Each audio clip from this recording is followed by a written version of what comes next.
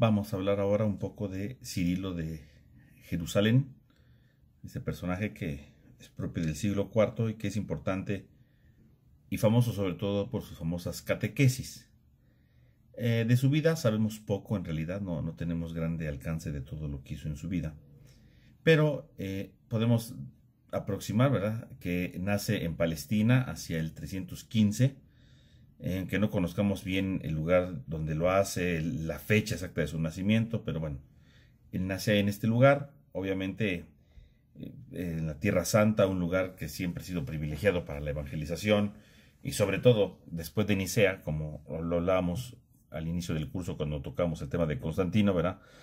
Pues Jerusalén se va a convertir en un lugar de grande importancia para profundizar el mensaje de la vida de Jesús, por un lado, y para profundizar las memorias bíblicas para los peregrinos, ¿no? Porque recordemos que se empiezan a construir todo tipo de basílicas, ¿verdad?, para exaltar todos estos lugares que son sagrados. Obviamente, pues él va a nacer en este ambiente.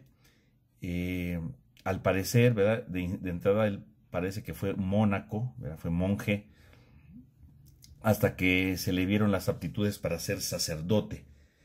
Y entonces, siendo sacerdote, va a ser ordenado por Macario, un obispo conciliar de Nicea, y luego va a ser ordenado presbítero por Máximo, que le va a suceder después, va a sucederlo él como obispo ahí en Jerusalén. Entonces podemos ver nosotros cómo propiamente Cirilo pues se va a ir desarrollando justamente en este ambiente. Él pues es un gran predicador, ¿verdad?, siendo presbítero y empieza a dar grandes predicaciones en el Gólgota, ¿verdad?, sobre todo remarcando la importancia de la personalidad divina y humana de Cristo, porque algo que él tratará de atacar pues es el docetismo que todavía está fuerte en aquellos lugares, ¿verdad?, y tratando de recalcar este tipo de experiencias que son muy importantes.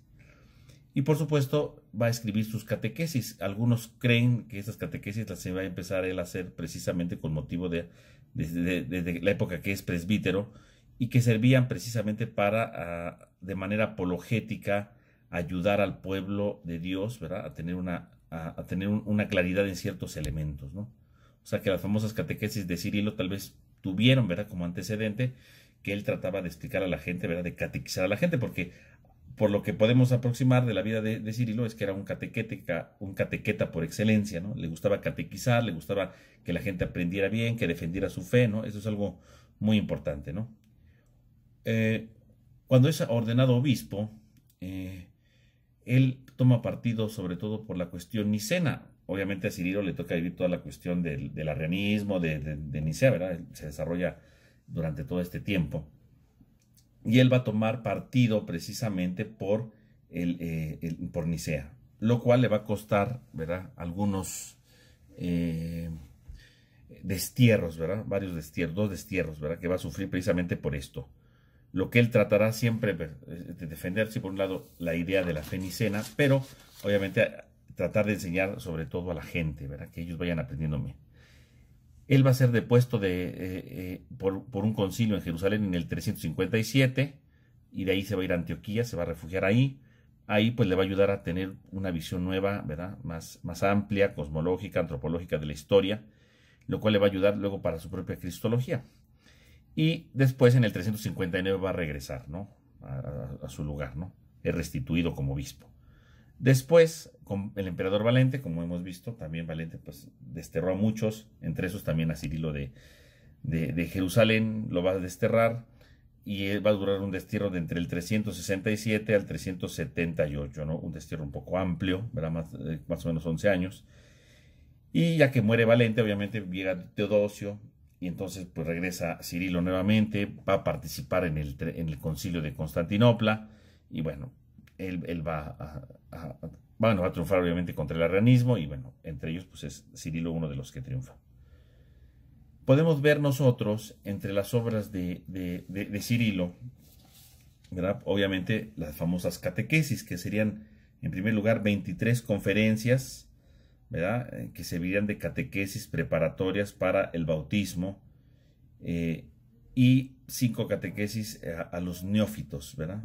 Entonces tenemos estas 23 conferencias o 23 catequesis de parte de Cirilo, que son por lo que es conocido sobre todo. Existen unas otras obras que se han encontrado un poco, ¿verdad? Una carta que es enviada al emperador Constanzo sobre una cruz luminosa que apareció en el 351 en Jerusalén. Es una visión que él tiene, ¿no? También existe una homilía sobre el Evangelio de Juan, ¿no? Capítulo 5, ¿no? Del paralítico de la piscina de Betesda. Y es una homilía sobre esta. Existen otros fragmentos de homilías, ¿verdad? Sobre la boda de Caná, sobre las palabras de Jesús, ¿verdad? Sobre el regreso del Padre, de su regreso al Padre, ¿no? De Juan 16, ¿no? Pero no son muy ciertas. Hay otros fragmentillos que no saben si en realidad son de él o no. Lo que sí conocemos bien, pues evidentemente, son sus catequesis. ¿Qué podemos decir sobre las catequesis de Cirilo de Jerusalén? Sobre las catequesis, ¿verdad? Pues podemos decir que este es un aporte, ¿verdad? Una síntesis fundamental, ¿verdad? Respecto al primer encuentro de un fiel de la doctrina cristiana. Porque algo muy importante que hay que considerar, ¿verdad? Que es el ambiente en el que van a nacer estas catequesis es el siglo IV. En el siglo IV el catecumenado no era como antes, ¿no? Antes el catecumenado duraba alrededor de 3 años, ¿verdad? Con toda una formación.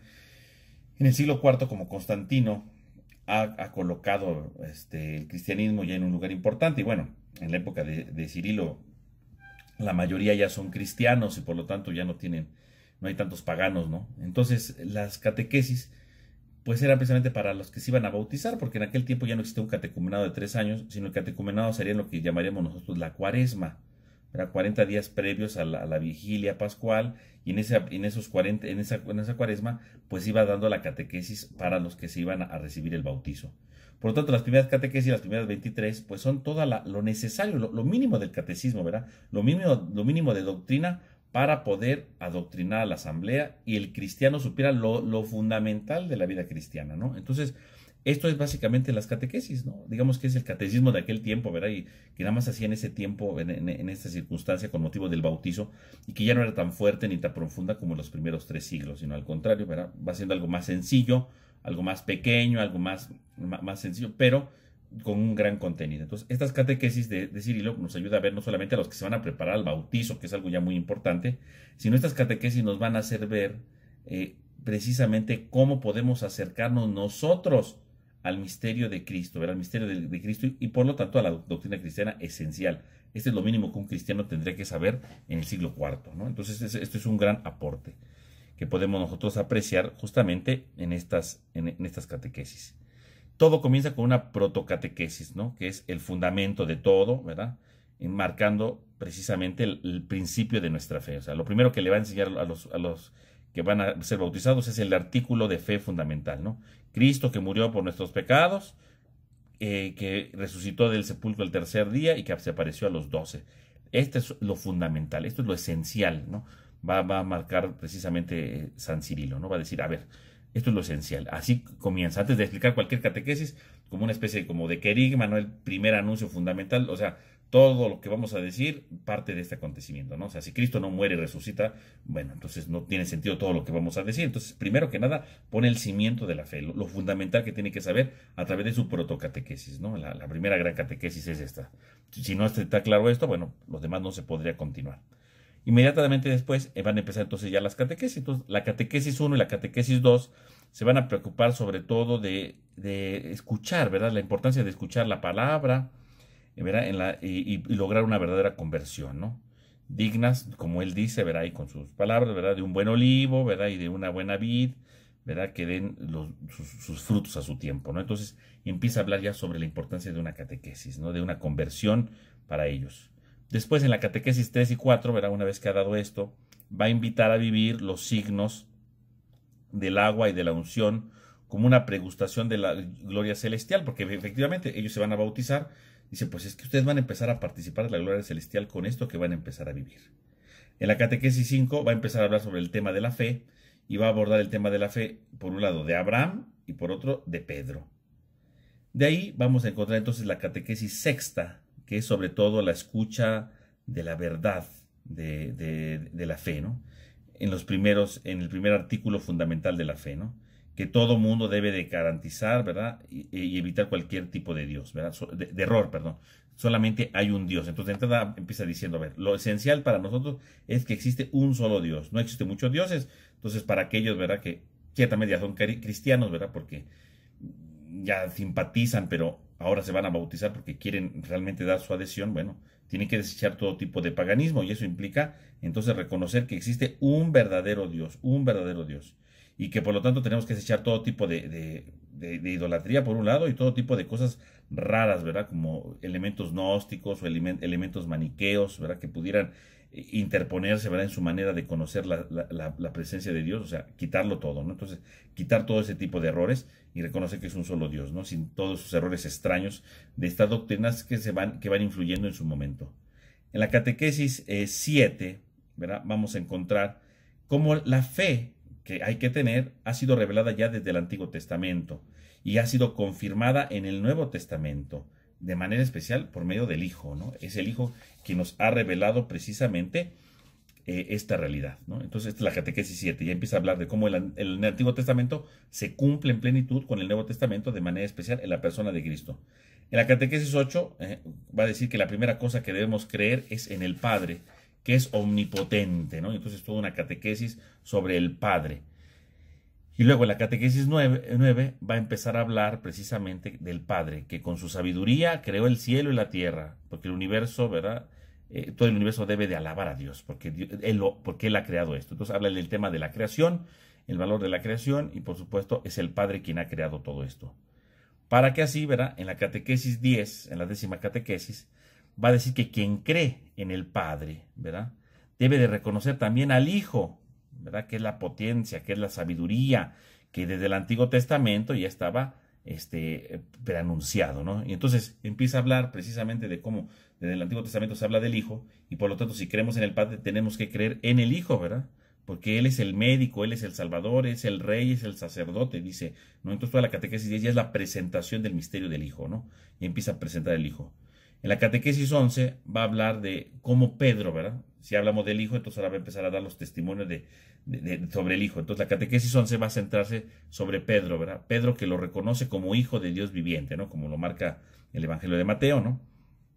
¿Verdad? Y marca precisamente que el Hijo es el verbo subsistente en el Padre, y que ha creado el mundo junto con el Padre, y que es Señor del mundo, ¿no? Entonces empieza ya a abordar, ¿verdad?, el tema del misterio del Logos, el misterio del Hijo, ¿verdad?, con toda su profundidad. Entonces va avanzando, ¿no?, de la fe, verá cómo va recorriendo todo, y entonces puede dar después el siguiente paso en la catequesis 12, donde va a empezar a hablar precisamente de cómo el Hijo ha sido generado por el Padre antes de todos los siglos, ¿no?, desde la eternidad, ¿no? Obviamente aquí es una clara catequesis en contra del arrianismo, ¿no?, porque el arrianismo del momento decía que el Hijo era una criatura. Entonces aquí esta catequesis 12 es antiarriana, ¿no? Es generado por el Padre antes de todos los siglos, ¿no? En la plenitud de los tiempos se encarnó de una virgen, claro, cumpliendo entonces lo que habían anunciado los profetas. O sea, lo que está sucediendo, ¿verdad?, de la encarnación, dice, ha sido colocado por todos los profetas, ¿verdad? Lo habían dicho desde antes. Luego, la catequesis 14 va entonces a abordar ya el tema de la muerte en la cruz, ¿verdad?, de cómo Cristo ha muerto en la cruz para nuestra salvación, cómo ha descendido a los infiernos, y sobre todo cómo es que ha resucitado a los 3 días, ¿no?, para dar esta salvación, ¿no? Esto es lo fundamental. Ya la catequesis 14 aborda entonces el tema del misterio pascual como tal. La catequesis 15, ¿verdad?, regresará habla del regreso de Cristo, ¿no?, que va a venir a juzgar a vivos y muertos. Entonces habla sobre el juicio final, ¿no?, la parusía, que es un tema que ya estaba clarificado desde el primer siglo, ¿no?, o principios del segundo, la idea del regreso de Cristo. Bueno, pues entonces la catequesis 15 se va a encargar precisamente de esto. Luego va a empezar la catequesis 16, y entonces va a empezar a hablar ya sobre el Espíritu Santo, ¿no?, que precisamente en el bautizo, que ellos van a recibir dentro de poco, será la fuente de gracia, ¿no?, que será su fuerza, será su luz para dar auténticamente testimonio, ¿no?, y participarán, ¿verdad?, los profetas y los mártires, ¿verdad?, dando todo lo necesario, ¿no? Y va marcando todos los testimonios de cómo el Espíritu Santo, ¿verdad?, es el que hizo hablar a los profetas, cómo el Espíritu Santo va manifestándose, por ejemplo, en Isabel, en Zacarías, en Juan el Bautista, en Simeón. O sea, va viendo cómo precisamente el Espíritu Santo va manifestándose. Entonces, toda la catequesis 16, entonces empieza a hablar del Espíritu Santo y empieza a mostrar cómo el Espíritu Santo fue manifestado a lo largo del tiempo.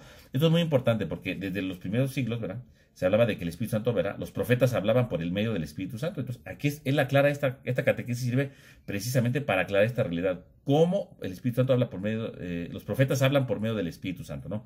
Y entonces van marcando los ejemplos de los profetas, ¿no?, que es algo muy importante.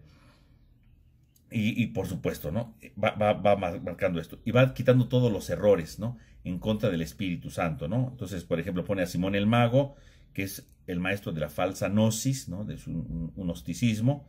Habla de Montano, ¿no?, que él decía que él era el Paráclito, ¿verdad?, y que él iba a venir a salvar. Bueno, no. Dice, Montano está mal, no supo ver bien las cosas. Habla de los maniqueos, ¿verdad?, su fundador llamado Mani, que hablaremos ya de él en un próximo video, ¿verdad? Y va a decir que él también se sentía enviado por el Padre como si fuera el Espíritu Santo. Y dice, son charlatanes, porque ni Simón el Mago, ni Montano, ni Mani, ellos no son el Espíritu Santo, son mentirosos. El Espíritu Santo es otra realidad. Entonces, y ellos no son profetas que hablen por el Espíritu Santo, ellos son falsos profetas. Entonces, esta catequesis está sentada en una categoría que es fundamental, ¿no? Por un lado, el tema del Espíritu Santo, y por otro lado, aclarar qué significa que los profetas salen por obra del Espíritu Santo, quiénes son los verdaderos profetas y quiénes son los falsos profetas. Luego, en la catequesis 17, ¿verdad?, empieza ya a hacer una reflexión sobre el Espíritu Santo, diciendo que siempre el Espíritu Santo ha estado con el Padre y con el Hijo, ¿verdad?, siempre ha estado junto. Y entonces, de alguna manera, empieza a acercarse al misterio del Espíritu Santo en la vida divina, ¿no? Ya empezaba un poco, ¿verdad?, a hacerse la reflexión sobre el Espíritu Santo, obviamente en la iglesia, no en el siglo IV, ya lo hemos hablado, los errores de los deutematómacos. Bueno, ¿verdad?, este ambiente que ya empieza a verse precisamente a favor del Espíritu Santo, de una reflexión más profunda del Espíritu Santo. Bueno, pues la catequesis 17 empieza a dar otro paso más. Si la 16 ya dio un paso, en la 17 va a empezar a dar algo más, ¿no? Y entonces va a ver precisamente cómo el Espíritu Santo es el que da gracias, el que da carismas, ¿verdad?, cómo el Espíritu Santo, ¿verdad?, ha descendido sobre Jesús, el día de su bautizo, ¿no?, en forma de paloma, para santificar el agua, ¿no? Porque si el agua en el bautizo nos santifica, es porque el agua está santificada por la obra del Espíritu Santo, ¿no? Y bueno, empieza a dar toda una serie de elementos que son fundamentales ya. En la catequesis 17, claro, no hace una gran reflexión del Espíritu Santo y de su divinidad, todavía no es el momento, pero ya intuye ciertas cosas. Entonces, por lo menos tenemos dos catequesis primitivas sobre esto y un pequeño acercamiento al misterio trinitario del Espíritu Santo, pero pequeño, ¿verdad? No le podemos pedir algo que apenas estaba empezándose a gestar esa situación, ¿no? Y luego la catequesis 18, ¿verdad?, que sería la última catequesis prebautismal, ¿verdad?, donde reaviva la fe a los que están escuchando, ¿verdad?, sobre el tema de la resurrección y la vida eterna, ¿no? Que siempre debe ser el motivo para una vida, para ser justos. O sea, estamos llamados a la resurrección, por lo tanto tenemos que ser justos, tenemos que vivir la justicia, es algo muy importante, ¿no? También los paganos, ¿verdad?, han creado muchos mitos, ¿verdad?, falsos, pero están llamados también a convertirse para vivir esta vida nueva. No caigamos nosotros en esos errores. Y después de esas catequesis, ¿verdad?, que es lo básico, ¿verdad?, lo elemental que todo cristiano necesita saber, ¿no? Entonces vienen las llamadas 5 catequesis a los neófitos, llamadas también catequesis mistagógicas. Estas catequesis se decían después de la vigilia pascual, ¿verdad? Eran una serie de catequesis que los obispos daban en aquel tiempo después de que habían sido bautizados los neófitos. Entonces era una manera de continuar su formación, sobre todo explicándoles el misterio de lo que ellos habían vivido en la vigilia de manera especial, ¿no? Todos los signos que habían vivido, explicarles el significado y por lo tanto profundizar en los sacramentos, porque ustedes se dieron cuenta en las catequesis, están los elementos de la doctrina, pero no habla como tal del bautizo, de la Eucaristía, no. Estos elementos los van a tocar curiosamente después, ¿verdad?, en las llamadas catequesis mistagógicas. Entonces las 5 catequesis mistagógicas de Cirilo pues van a ir explicando esto. La primera catequesis mistagógica pues va empezando a explicar precisamente los ritos del misterio del bautismo, ¿no?, y de la crismación y de la Eucaristía, ¿no? Lo van a empezar a verlo. Entonces la catequesis primera va a hablar en primer lugar sobre el bautismo, ¿no?, que ha estado precedido, ¿verdad?, por el vestíbulo, ¿verdad?, con una triple renuncia a Satanás, ¿no?, la renuncia a Satanás, a todas sus seducciones, ¿verdad?, y finalmente a la profesión de la fe trinitaria, ¿no? Entonces, la primera catequesis habla sobre la renuncia al mal y la profesión de fe, ¿no?, que son dos cosas, ¿no?, muy importantes, ¿no? Eso es lo fundamental. Nadie puede ser bautizado si no ha renunciado al mal y no lo hace. Y dice que lo hacen en el vestíbulo, lo hacen fuera de de lo que sería que el templo, el lugar donde se reúnen. ¿Por qué tiene que ser fuera? Porque primero nadie puede decir voy a entrar si no he renunciado al mal, ¿no? Si vas a ser bautizado fuera, renuncias a Satanás y luego ya entras como parte de la iglesia ya que has aceptado tu fe, ¿no? Viene después la segunda catequesis, en donde va a seguir explicando justamente el rito del bautizo. Y va a hablar entonces de cómo, ¿verdad? Dice, ustedes se quitaron sus vestiduras viejas, ¿verdad? Y luego se les impusieron nuevas vestiduras y después la unción del óleo, ¿no? Exorcizándolos en la presencia de Cristo, que es el verdadero olivo. Entonces empieza a explicar el significado de quitarse las vestiduras antiguas para revestirse de Cristo, ¿no? Él empieza a decirlo. Y una vez revestido de Cristo, dice, los ungimos, ¿verdad? Y entonces habla de este óleo de exorcismo, ¿verdad? Que los libera del mal. Y obviamente Cristo quiere decir ungido. Ustedes han sido ungidos por el único que es ungido, por el verdadero óleo, por el verdadero aceite que es Cristo, ¿no? Y luego habla de la triple inmersión en el agua, ¿no? Que significa que uno pertenece a Cristo muerto y resucitado, ¿verdad? Recuerda que cuando alguien se sumerge, ¿verdad? Lo hacen 3 veces porque recuerda los 3 días en la que Cristo estuvo en el sepulcro, ¿no? Entonces hace este juego de simbolismos que son muy interesantes, ¿no?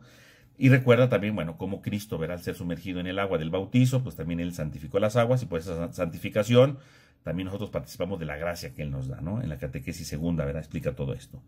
En la catequesis 3 empieza a hablar, ¿verdad? Del significado importante de la crismación, ¿verdad? Que va hablando precisamente después del bautizo, ¿verdad? Porque recuerden que en el bautizo hay 2 crismaciones. Antes del bautizo, que esa ya le explicó él en la primera catequesis, y ahora en la tercera empieza a hablar de la segunda crismación, ¿no? En la que precisamente el neófito, ¿verdad? Que acaba de ser bautizado, él, ¿verdad? Se va a unir por medio del Padre a la eternidad, ¿verdad? Gracias a Cristo, ¿no? Entonces empieza a hablar del valor de esta crismación, que en el contexto de Cirilo era algo muy importante, ¿no? Porque con eso se están identificando con Cristo, que es algo fundamental. Luego, en la catequesis cuarta, ¿verdad? Va a hablar sobre el sacramento de la Eucaristía, y se recuerda, ¿verdad? La divinidad, ¿verdad? La divinidad de la institución de este sacramento desde la última cena, ¿verdad? Cuando el Señor, ¿verdad? Ha dado este mandato, ¿verdad? Sobre el pan y sobre el vino, ¿verdad? Demostrando que el pan y el vino se convierten realmente en su cuerpo y en su sangre, y empieza a hacer toda la catequesis sobre el valor del sacramento de la Eucaristía. Y finalmente, en la catequesis quinta, ¿verdad? Pues sigue la descripción de varios momentos que son importantes dentro de la celebración litúrgica, ¿verdad? El beso de paz, por ejemplo, ¿no? Que es una cosa importante, explica cuál es el significado de eso. Les está explicando pues todo esto, porque además recordemos que los catecúmenos en el siglo IV, ¿verdad? Cuando terminaba la homilía, ellos se salían, ¿verdad? Porque no podían ver todo lo que seguía. Entonces, se supone que el día de su bautizo, después de que se bautizaron, están participando por primera vez de la Eucaristía. Entonces, por primera vez están viendo todos los ritos, la consagración, la paz, etcétera. Empieza a ver todo eso. Entonces, en esta catequesis es muy importante porque Cirilo, ¿verdad? Esto nunca lo habían participado ellos, la participaron por primera vez. Entonces Cirilo aquí les empieza a explicar el significado de esos ritos porque ellos nunca los habían visto. Entonces, no solamente es decir, ya lo vieron, ahora tienen que entenderlo. Y entonces él les empieza a explicar todos estos ritos, ¿no? Lo del beso de la paz, la purificación de las manos, ¿verdad? Lo de la anáfora, ¿verdad? Lo que llamaríamos hoy la plegaria eucarística, ¿no? O sea, esto es muy importante. Cómo se invoca el Espíritu Santo, ¿verdad? Para que descienda, ¿no? Cómo intercedemos por los vivos y por los muertos, ¿no? Lo importante, ¿no? Habla sobre la oración del Padre Nuestro, ¿verdad? Y hace un especial hincapié sobre el tema del pan, ¿no? Que es sustancial, ¿no? Habla del rito de la comunión, ¿verdad? Que nos hace, ¿verdad? Miembros, ¿verdad? De una misma comunidad, ¿verdad? De la llamada ser santos, ¿verdad? Cómo la comunidad responde amén ante todo esto. Entonces, y finalmente, ¿verdad? Marca, ¿verdad? Cómo el Antiguo Testamento ya estaba prefigurando esto que en el Nuevo Testamento estaban viviendo, ¿verdad? En ese momento, y cómo lo que nosotros vivimos, ¿verdad? La comunidad, la celebración eucarística, es una prefiguración de lo que viviremos en el cielo. Entonces, él lo ve desde el punto de vista tipológico, ¿no? Entonces, en el Antiguo Testamento ya se había prefiguraciones de cosas que se vivirían en el Nuevo. Y lo que vivimos ahora es una prefiguración de lo que viviremos en el cielo. Entonces, eso es lo que él va haciendo. Entonces, la mistagogía de Cirilo, pues es fundamentalmente estas ideas, ¿no? Estas las ideas que él va teniendo y que van teniendo claras. Obviamente, uno de los hilos conductores fundamentales de estas catequesis, pues es un cristocentrismo, ¿verdad? Porque lo que le interesa precisamente a Cirilo es recalcar la idea del cristocentrismo, sobre todo para atacar todo tipo de ideas extrañas que pudieran suceder. Un elemento que se puede ver en las catequesis es una cierta influencia, tal vez, ¿verdad?, de Ireneo de León, porque Ireneo de León hace toda una relectura de la cristología desde la historia de la salvación, y también él hace una relectura desde la historia de la salvación del acontecimiento de Cristo, que es algo muy importante, ¿no? Obviamente, decíamos, es cristocéntrica por este sentido, verá cómo Cristo va interviniendo en la historia de la salvación, obviamente defendiendo la fe nicena, ¿verdad?, viendo que es consustancial al Padre, que es algo muy importante, ¿no? Y con su lectura tipológica, ¿no? Como desde el Antiguo Testamento se venía dando este anuncio, ¿no? Entonces, podemos ver cómo para Cirilo es muy importante todos estos elementos, ¿no?, desde el acontecimiento de Cristo, para que lo vayan entendiendo todos sus fieles, ¿no? Entonces, con esto pues tendremos un pequeño acercamiento general, ¿verdad? Se puede hacer más amplio, pero bueno, un conocimiento general sobre el acontecimiento de Cristo, ¿verdad? Perdón, sobre las catequesis mistagógicas y las catequesis que van marcando el pensamiento de Cirilo, para que ustedes tengan este acercamiento general a esta obra y a este personaje que es importante en el siglo IV, sobre todo por estas catequesis que tenemos íntegras, ¿verdad? Porque otros padres también hicieron estas catequesis, pero no todas están completas, o algunas no las tenemos porque están perdidas. En cambio, Cirilo pues, nos da el pequeño acercamiento a cómo se llevaba aproximadamente en diversos lugares, ¿verdad?, desde el testimonio de Jerusalén, estas catequesis para prepararlos al bautizo.